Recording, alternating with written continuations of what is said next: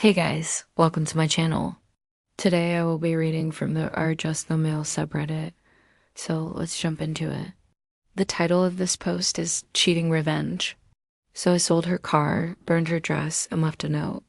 This happened about 18 years ago, so I don't remember all the details, but I remember enough to give you an idea of how pissed I was. My ex-girlfriend at the time was driving my car. We were dating for about 6 months, and I had just bought a used 2000 Mustang GT, my dream car. She had no transportation, and I had just moved into my first apartment by myself. She had nowhere else to go because her parents kicked her out after they found out she was pregnant. She said that she was going to get an abortion, but then changed her mind last minute and decided to keep the baby. So I felt sorry for her and let her move in with me. Within a few weeks, she started talking about getting a new dress for her friend's wedding that she was going to. I told her that we didn't have the money for it, but she insisted that I buy it for her. She said that she would pay me back, but I knew that wasn't going to happen. I paid for the dress and she wore it to the party. A few days later, I went to take my car to get an oil change. When I came out, there was a note on my windshield. The note said, "Thanks for the ride to the mall. Love, your girlfriend." I thought it was strange that she would leave a note on my car, but I shrugged it off. Later that day, I got home and she wasn't there. I called her and she didn't answer. I called her friends and they told me that she was with them and that she had been drinking. She called me back and screamed at me for calling her friends to see where she was. I told her that I was worried about her and she hung up on me. She didn't come home that night or the next day. I went to her parents' house to see if she was there, but she wasn't. I called her again and she told me that she was staying with her friend. I could tell that she was drunk when she talked to me. For the next few days, I tried calling her, but she kept hanging up on me. On the fourth day, I got a call from her saying that she wanted to come home. I told her that she needed to get her things together because she couldn't live with me anymore. She started crying and begging me to let her come home.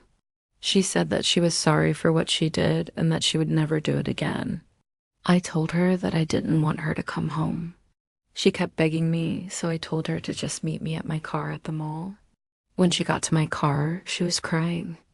I told her that we were done and that she needed to get out of my life. She begged me for forgiveness and told me that she would change.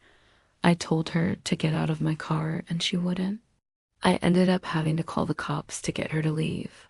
As soon as she got home, I took both cars to the dealership to get them smogged so I could sell them. I didn't tell her that I sold the car. She eventually moved out and got an apartment of her own. A few months later, she comes up to me while I am at work and demands that I give her back the money that I took from her. I told her that I didn't take any of her money. She says, "Oh yeah.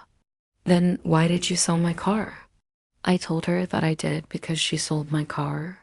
She starts screaming at me, cursing me out, calling me names. I just stood there and took it until she started threatening to hit me. Then I pushed her away from me and she fell on the ground. She threatened to sue me for assault, but I didn't care. I waited until she went home, and then I took the dress that she had bought with my money, and I took it to a tailor to get it cleaned. Then I took it to a dry cleaner to get it pressed.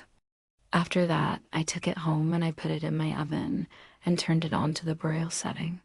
I left it in there for about 30 minutes, and then I took it out. The dress was completely burned. The next morning, I wrote a note and taped it to her door. The note said, "I took your advice and I got rid of your car. I also took the dress that you said was worth $600, and I burned it because you said that you would pay me back. You never did. Don't bother coming to my apartment looking for your dress because it's gone. You're not welcome here anymore. Good luck finding a new boyfriend who will buy you another dress." Haha, signed up. I hope that you enjoyed this Just No Male story. If you did, please leave a like. If you like this story, then you will most definitely love the She Cheated story. So click right over here to check it out.